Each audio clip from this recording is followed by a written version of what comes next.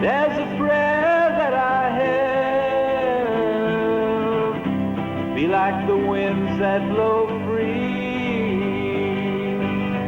like the sky and the clouds, like the birds in the trees.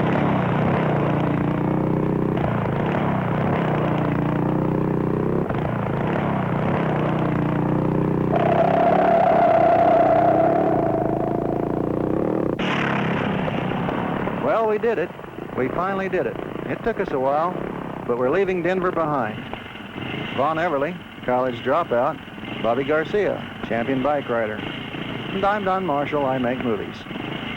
Dick Johnson, our alcoholic cameraman, carries extra gasoline, spare bike parts, tape recorder, cameras, a couple of fifths.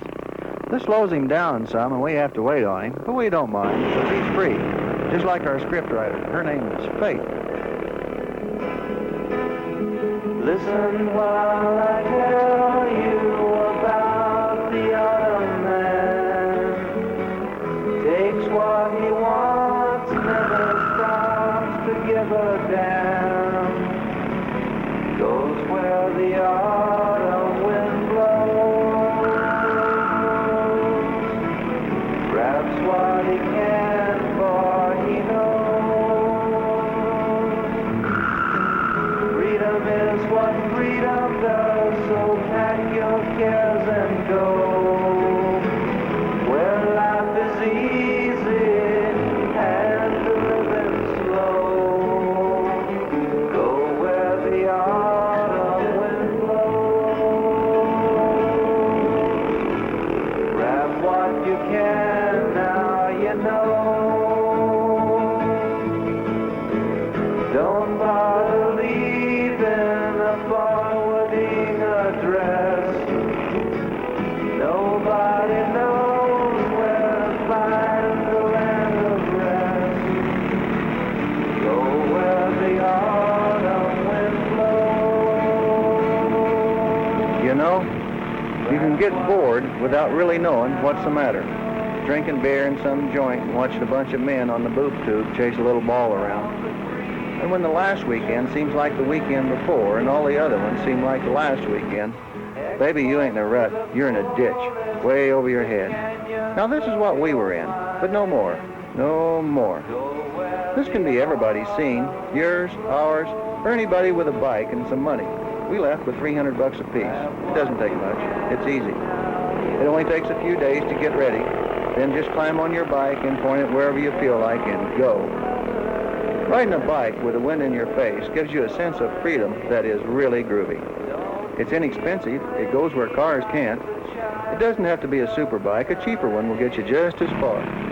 But time means a lot. You can't take it back and get a refund. So don't wait around till you've got a bunch of kids, because they don't fit on the back of a bike. So do it today before you get hung up, or you'll probably never do it at all.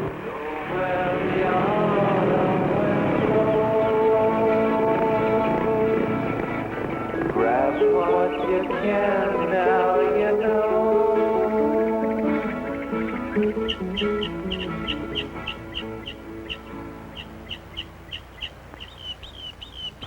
Vaughn checks the map, and this is the place where we'd planned to leave the road and head cross country. It seemed like a good idea last night in that beer joint.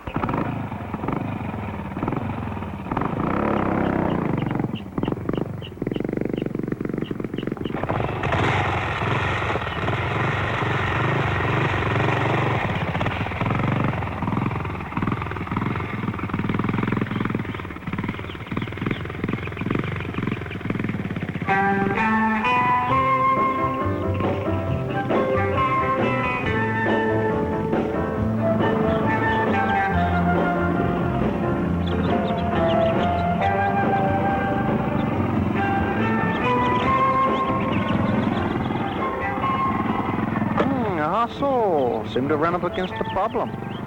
Vaughn goes where I should have gone in the first place and orders run up a rock. And then ran on up the way.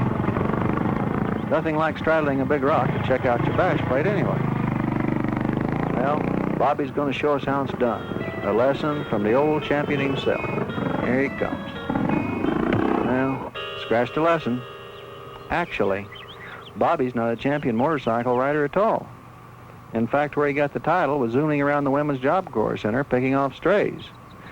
One of the biggest reasons Bobby's on this trip is one of them strays got too big to reason with it.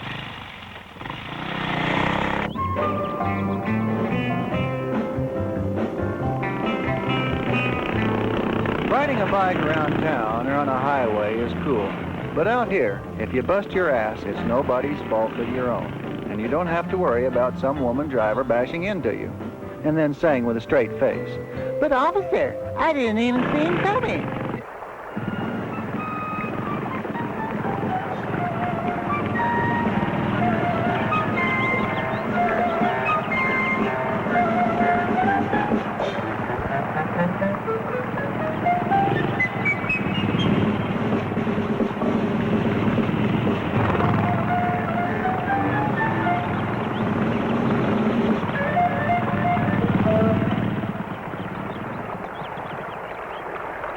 well, there he is, pinned on his side, hollering for help and bitching about how cold the water is.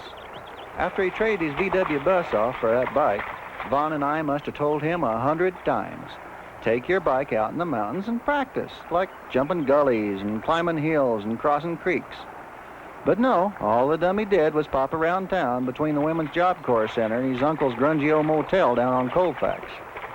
He'd get a real live one now and then. It'd just wear him down to a frazzle, so he couldn't get his bike started. Then he'd have to borrow his uncle's old pickup truck to take the beaver home. Boy, what a stabber.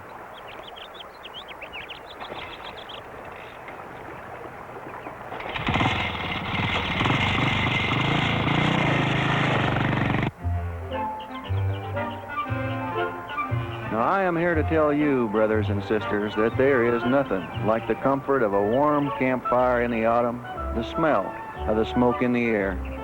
Cut yourself a good old willow branch for a fishing stick. Put a little worm on your hook for bait.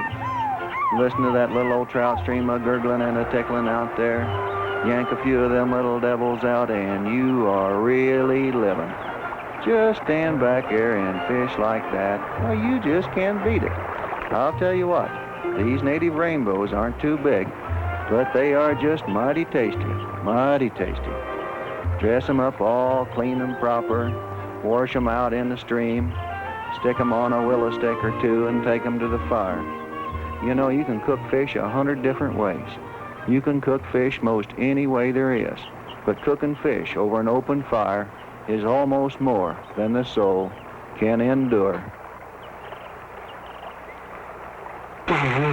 Who cooked this damn fish anyway? Bobby did. I went to take a leak. They fell in the fire. Did you wash your hands?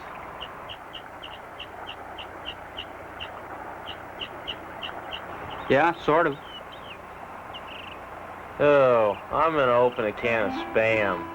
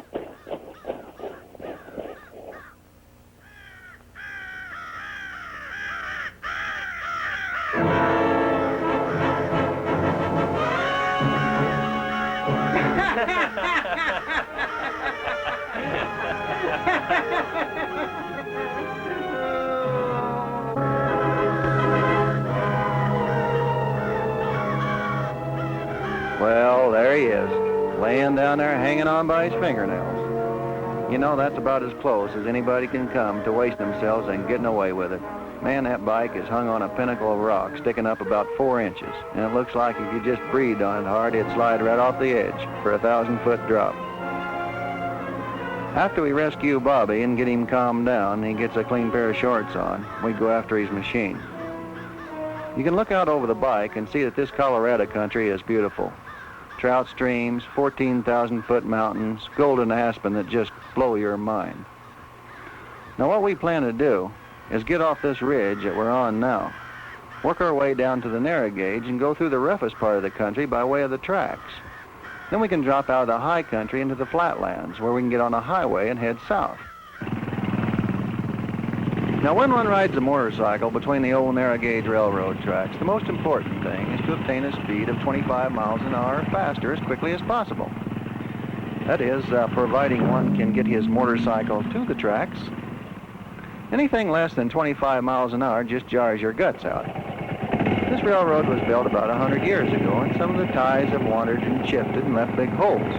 Besides, they weren't laid out with precision in mind. How can you worry about laying ties just right when your major concern is worrying about getting an arrow in the ass?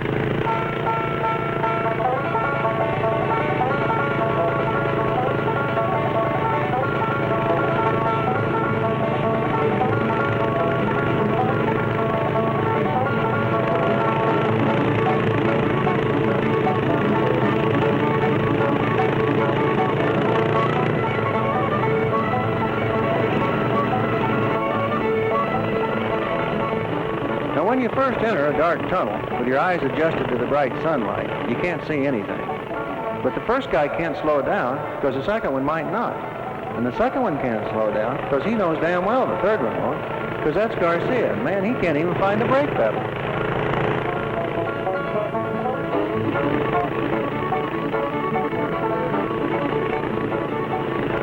Now all these narrow gauge trestles have an extra set of rails laid inside the main tracks for bracing, leaving a whopping 12 to 15 inches to wander around on. I make the mistake of taking my eyes off the tracks to look down at the river. Front wheel grabs the rail, I lose my balance, slam on the brake, Bobby hits me in the ass. I thought we were going to eat it.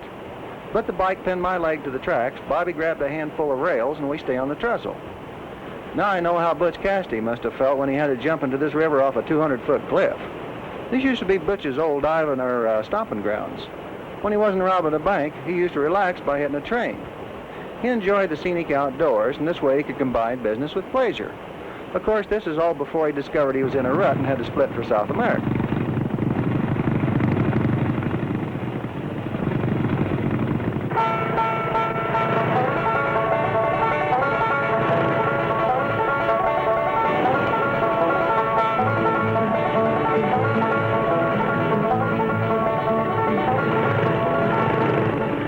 Damn, another tunnel. And it must have a curve in it because there's no light shining through the other end. Oh well, what the hell. Probably nothing but a giant grizzly bear laying here asleep, and we'll hit him and piss him off. Bobby will do his thing. Well, what do you know? Nothing happened. All the way through, nobody even stumbled.